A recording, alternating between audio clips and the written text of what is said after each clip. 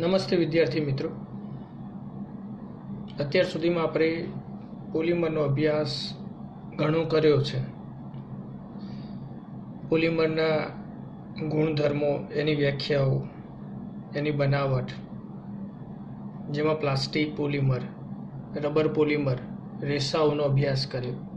ઉચ્ચ કક્ષાના પ્લાસ્ટિક પોલિમરનો અભ્યાસ કર્યો, બેકેલાઇટ મેલેમાઇન. હવે આજે આપણે અભ્યાસ કરીશું રબરનો. અગાઉ જે રબરનો અભ્યાસ કર્યો હતો એ રબર ટ્રાન્સલેશિત રબર હતું, પરંતુ મેં અગાઉના શરૂઆતના વિડીયોમાં કહ્યું છે કે રબર 3 પ્રકારના છે. ટ્રાન્સલેશિત પણ છે, કુદરતમાંથી પણ મળે છે અને અર્ધ સંશ્લેષિત રીતે બનાવી શકાય છે. એમાં આપણે ચર્ચા કરી ચૂક્યા સંશ્લેષિત રબરની. જ્યારે આજે આપણે ચર્ચા કરીશું કુદરતી રબર અને અર્ધ સંશ્લેષિત રબરની. તો આપણી શરૂઆત છે રબર. રબરમાં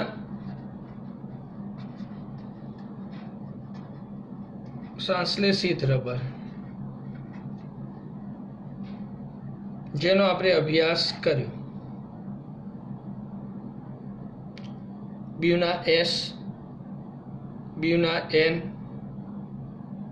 કે બ્યુટાઇલ રબર એના ઉદાહરણ હતા. જ્યારે આજનો મેઇન ટોપિક જે છે કુદરતી રબર. કુદરતી રબરની વાત કરીએ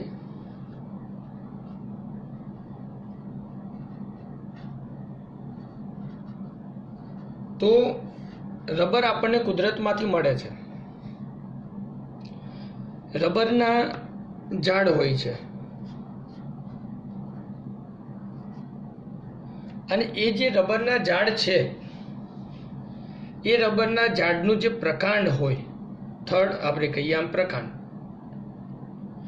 તો એ પોલાણ ધરાવતું હોય છે અને એમાં જો છેદ પાડવામાં આવે પ્રકાંડમાં, તો એ પ્રકાંડમાંથી પાત્ર મૂકો તો પાત્રમાં એક દુગ્ધ એટલે દૂધ જેવો, તો દુગ્ધ આલંબિત કલીલ રસ ચડે છે. હવે આલંબન અને કલીલ આ 2 શબ્દો પૃષ્ઠ રસાયણના છે, એટલે હાલ આપણે યાદ રાખીશું રબર માટે કે રબરનું ઝાડ છે એના પ્રકાંડમાં છેદ પાડવામાં આવે, પોલાણ કરવામાં આવે તો એમાંથી દુગ્ધ આલંબિત કલીલ રસ જડે, જેને રબર લેટેક્સ કહે છે. આ રબરના ઝાડ આપણને ક્યાંથી મળી આવે? તો ભારતમાં રબરના ઝાડનું ઉત્પાદન થાય છે. શ્રીલંકા, ઇન્ડોનેશિયા, મલેશિયા, દક્ષિણ આફ્રિકા જેવા જંગલોમાંથી પણ મળી આવે છે રબરના ઝાડ. તો એ રબરની આપણે વાત કરીએ છીએ. તો આ દુગ્ધ આલંબિત કલીલ રસ, જેને રબર લેટેક્સ કહેવાય, જે કુદરતી રબર છે. હવે આપણે ચર્ચા એ છે કે ભાઈ કુદરતી રબર, એટલો તો આપણને ખ્યાલ આવ્યો કે કુદરતમાંથી મળે છે, પણ એ કયો મોનોમર હશે, કેવી રીતના બન્યું હશે, તો એની ચર્ચા જરૂરી છે. તો એની વાત કરીએ તો કુદરતી રબરમાં મોનોમર તરીકે, ખાસ ધ્યાન રાખજો, મોનોમર તરીકે આઇસોપ્રીન હોય છે.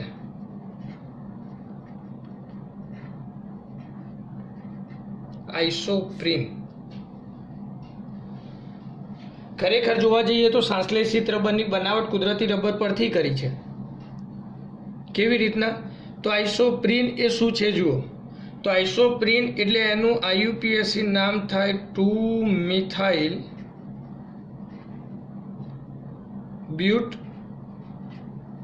બ્યુટા 1,3-ડાઇન. 2-મિથાઇલ બ્યુટા 1,3-ડાઇન એટલે બંધારણ કેવું થશે? તો CH2 દ્વિબંધ CH દ્વિબંધ CH2. જો હું અહીંયા H લખું તો બ્યુટા 1,3-ડાઇન થાય, પરંતુ આ એચનું વિસ્થાપન CH3 સમૂહ વડે થયેલું છે. એટલે 1 2 2 મિથાઇલ બ્યુટા 1 3 1 2 3 તો 1 3 ડાઇન. આને કહીશું આપણે આઇસોપ્રીન. જો અહીંયા Cl જોડવામાં આવે, જો અહીંયા Cl જોડવામાં આવે, એ માનવ નિર્મિત થયું કે CH3નું વિસ્થાપન Cl વડે કર્યું તો ત્યાં ક્લોરોપ્રીન બન્યો, એમાંથી નિયોપ્રીન બનાવાયું, તો એ સંશ્લેષિત રબર હતું. આ આપણને કુદરતમાંથી મળે છે. આ મોનોમર છે. હવે આ જે રબર છે એ આઇસોપ્રીનમાંથી બને છે, પણ કેવી રીતના હજુ જોજો કે જ્યારે આ મોનોમરના અણુ, આ એક અણુ બીજા અણુ સાથે જોડાય ત્યારે આના બંધો તૂટે ને બંધોનું સ્થાન ફેર તમને ખ્યાલ છે કે બંધ CH2 C CH3 દ્વિબંધ અહીંયા આવશે, અહીંથી તૂટે, બંને વચ્ચે દ્વિબંધ અને બંનેના ઇલેક્ટ્રોન આગળના મોનોમર સાથે જોડાય તો CH બંધ CH2 બંધ. આ પ્રમાણે એક મોનોમર જોડાશે. પણ એ જોડાય પહેલાં આની ચર્ચા કરીએ કે કુદરતી રબરમાં કેવી રીતના જોડાય. તો જો હજુ આના બંધારણને આપણે આગળ લઈ જઈએ તો આ એક ભૌમિતિક સમઘટકતા ધરાવે. કેવી રીતના? તો C દ્વિબંધ C ભૌમિતિક સમઘટકતા આલ્કીનમાં જોવા મળે. H બંધ CH2 બંધ. અહીંયા આપણે લઈશું C સાથે CH3 તો CH3, અહીંયા આવશે CH2 બંધ. તો આ જે બન્યું એને કહેવાય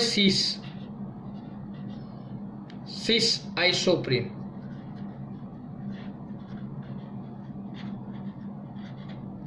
જોજો અહીંયા. અને આ એક અણુ એક મોનોમર છે. એવા સિસ આઇસોપ્રીનના અસંખ્ય અણુઓ એકબીજા સાથે જોડાય ત્યારે કેવું બંધારણ બનાવે જુઓ. C દ્વિબંધ C, બંધારણમાં H સિસ જોડાણ, CH3 CH2 બંધ, અહીંયા CH2 બંધ. ચલો એક થયો. હવે બીજો ઉલટ કરી નાખો તો અહીંથી જ શરૂ કરો તો જુઓ C દ્વિબંધ C તો બંધ CH2 બંધ. આ આવી ગયો તો અહીંયા H, તો અહીંયા આવશે CH3 અને અહીંયા શું આવશે તો CH2. આ બંને એકબીજા સાથે જોડાય. એમ અહીંયા આના જેવો મોનોમર ફરી આવશે. C દ્વિબંધ C H CH2 બંધ CH2 બંધ અને અહીંયા CH3. આવા અસંખ્ય અણુઓ જ્યારે એકબીજા સાથે જોડાય ત્યારે નિર્માણ થશે કુદરતી રબરનું. આને આપણે કહીશું કુદરતી રબર.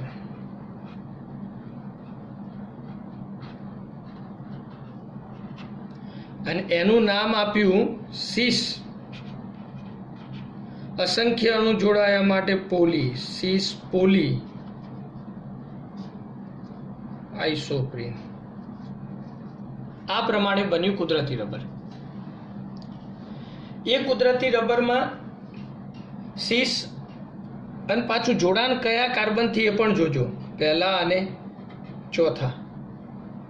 માટે શબ્દ એક લખવો હોય તો લખાય સિસ 1,4 પોલી આઇસોપ્રીન લખી શકાય. આ ધ્યાન રાખો, સિસ 1,4 પોલી આઇસોપ્રીન લખી શકાય, જે કુદરતી રબર છે.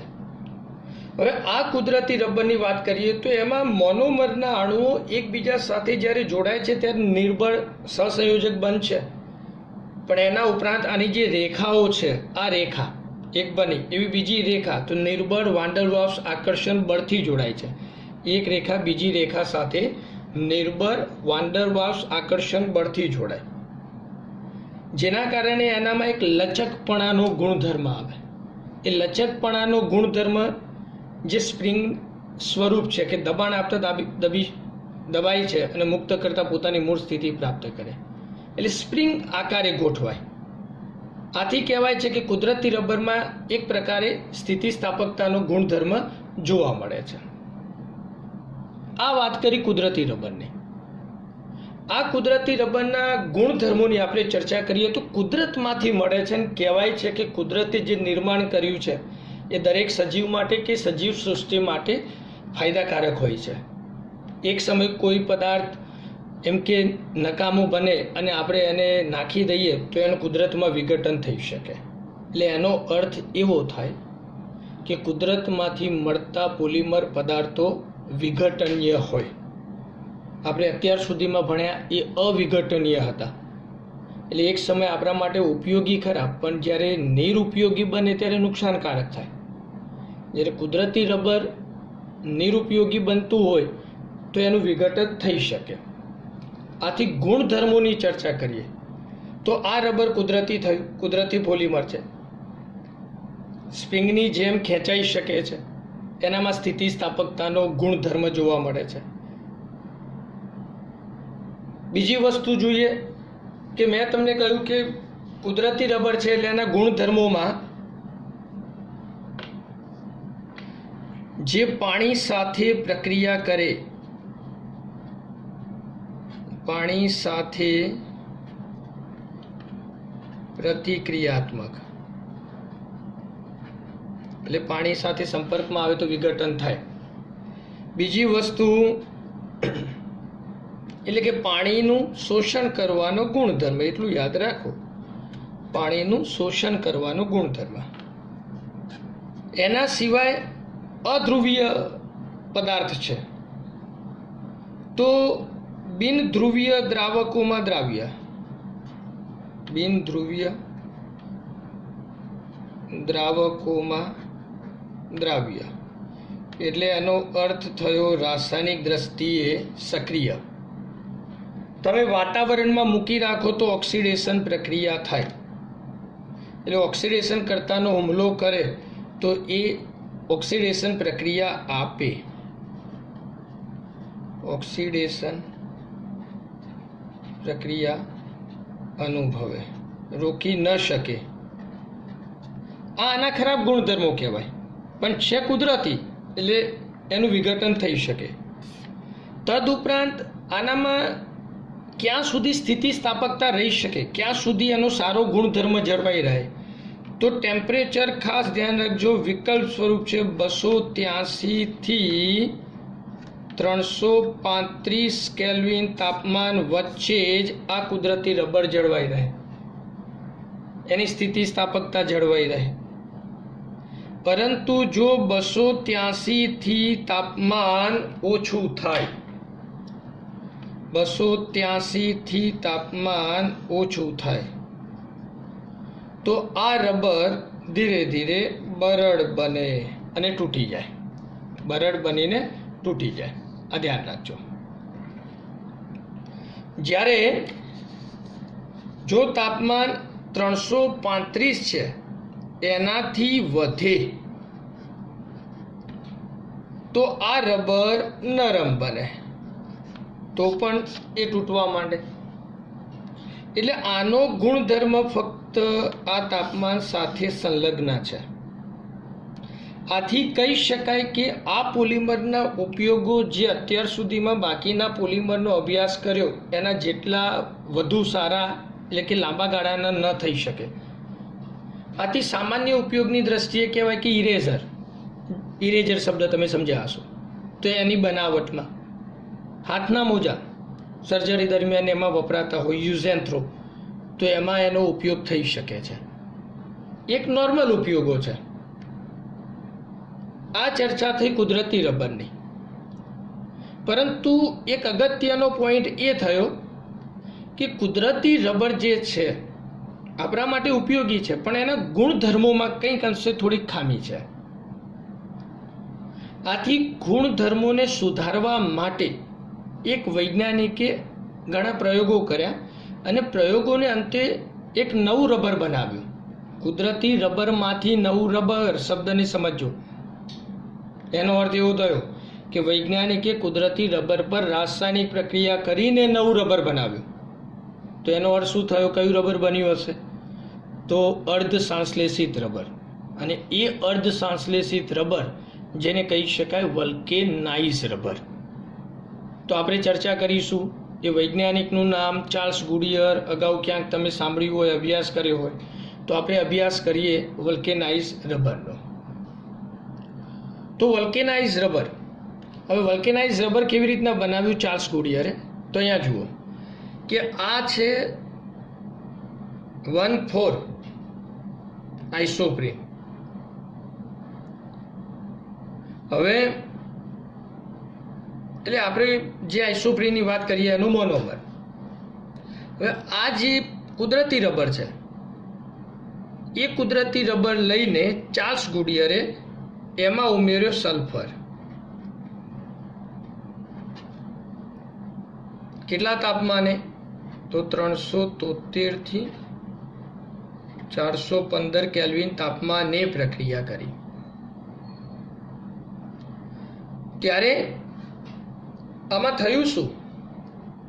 તો કહેવાય છે કે સલ્ફરના અણુઓ જે દ્વિબંધ ધરાવતા ઇથિલિનિક દ્વિબંધ જે C2C3 કાર્બન છે એ દ્વિબંધ ધરાવતા જે કાર્બન છે એના પડોશી જે CH2 સમૂહ ધરાવતા કાર્બન છે એના Hનું વિસ્થાપન કરીને જોડાયા. એટલે એક જોડાણ આવું થયું. જોજો, CH બંધ, CH3 દ્વિબંધ, CH બંધ, CH બંધ. આ એક ચેન. બીજું અણુ લઈએ તો C દ્વિબંધ, CH બંધ, CH બંધ, અને અહીંયા જોડાયો સલ્ફર. ક્યાં જોડાયો? ખાસ ધ્યાન રાખો. તો દ્વિબંધની બંને બાજુ જે CH2 સમૂહ ધરાવતા ક્રિયાશીલ સમૂહ છે એના Hનું વિસ્થાપન કરીને સલ્ફર જોડાયું. અથવા ક્યાં જોડાઈ શકે? તો પાઈ બંધ તૂટે અને બંને કાર્બન છે તો ત્યાં H જોડાઈ શકે, તો ત્યાં પણ જોડાય. તો આ પ્રમાણે બંધ CH2 બંધ C, CH3 બંધ S બંધ CH બંધ CH2 બંધ, અહીંયા S બંધ બંધ, CH CH3 CH2 બંધ, CH2 બંધ. આમ બે સ્વરૂપ આપણને મળ્યા. આ બંને સ્વરૂપ એ અર્ધ સંશ્લેષિત રબર છે જેને નામ આપ્યું વલ્કેનાઇઝ રબર. આ પ્રમાણે વલ્કેનાઇઝ રબર બનાવ્યું. પરંતુ કહેવાય છે કે વલ્કેનાઇઝ રબર એક યોગશીલ પ્રક્રિયા છે, કારણ કે સલ્ફરના અણુ એમાં જોડાય છે, બીજું કંઈ છૂટું પડતું નથી. તો એ યોગશીલ પ્રક્રિયા છે અને આ પ્રક્રિયા ધીમી હોવાના કારણે એમાં ઉમેરવામાં આવ્યો ZnO, ઝિંક ઓક્સાઇડ, કે આ એક ઉદ્દીપક છે અને આ ઉદ્દીપક પ્રક્રિયાના વેગમાં વધારો કરે છે. ક્લિયર? તો આ બનાવટ થઈ અર્ધ સંશ્લેષિત રબર કે જે વલ્કેનાઇઝ રબરની છે. હવે એ વલ્કેનાઇઝ રબરના ગુણધર્મો તરફ જઈએ તો કુદરતી રબર કરતાં વધુ સારી સ્થિતિસ્થાપકતા ધરાવે છે. એટલે કુદરતી રબર કરતાં એક સારા ગુણધર્મો ધરાવતો એક રબર છે. આમાં ઊંચા તાપમાને આ રબર પીગળતું નથી, નીચા તાપમાને બરડ બનતું નથી. એટલે ટૂંકમાં એનો અર્થ એવો થયો કે તાપમાનની આના ઉપર અસર થતી નથી. પાણી શોષવાની ક્ષમતા ખૂબ જ ઓછી, એટલે પાણી સાથે પ્રતિક્રિયાત્મકતા ધરાવતું નથી. બીજી વસ્તુ, કાર્બનિક દ્રાવકોમાં દ્રાવ્ય થતો નથી. ઓક્સિડેશન પ્રક્રિયા કરવાનો પ્રતિકાર કરે છે. એટલે જે રબરના ગુણધર્મો હતા એના કરતાં વિપરીત ગુણધર્મો થયા. એટલે ગુણધર્મોમાં થયો સુધારો, જેના કારણે રબર મજબૂત બન્યું, સારા ગુણધર્મો ધરાવતું બન્યું. આથી આ રબરનો ઉપયોગ ક્યાં થયો? તો એનો બેસ્ટ વિકલ્પ, જો તમે કુદરતી રબરમાં 5% સલ્ફર ઉમેરો અને એનાથી જે વલ્કેનાઇઝ રબર બને એ રબર ટાયરના આવરણમાં થયું. એટલે ટાયર બનાવવા માટે થયું. ચલો, ક્લિયર? ટાયર બનાવવા માટે. અને જો તમે આમાં 30% સલ્ફર ઉમેરો તો એ બેટરીનું કેબિનેટ, એટલે બેટરી જે ગાડીમાં ને એમાં બેટરી હોય તો બેટરીના આવરણ માટે થયું. એટલે આ ખાસ ધ્યાન રાખજો, બેસ્ટ વિકલ્પ છે. નીટ JEE માટે એક પોઈન્ટ અગત્યનો થયો, આ પણ એક અગત્યનો પોઈન્ટ થયો. તો આ આપણે વાત કરી આજે બે રબરની. પહેલું રબર આજના ટોપિકમાં તો કુદરતી રબર ને સેકન્ડ વલ્કેનાઇઝ રબર. આ હેતુથી આપણે ચર્ચા કરીએ તો રબરમાં અત્યાર સુધી 3 પ્રકારના રબર આવી ગયા: બ્યુનાયસ, નિયોપ્રીન, બ્યુનાયન, બ્યુટાઇલ રબર, સંશ્લેષિત રબર, પોલિસિસ 1,4 પોલીઆઇસોપ્રીન કુદરતી રબર, અને સલ્ફરના અણુ જોડાઈને બનતું અર્ધ સંશ્લેષિત જેને કહેવાય વલ્કેનાઇઝ રબર. ઓકે, હવે આપણે આ ચેપ્ટરમાં 2-1 દિવસનું કામ બાકી છે જેને આપણે અગાઉ ચર્ચા કરીશું.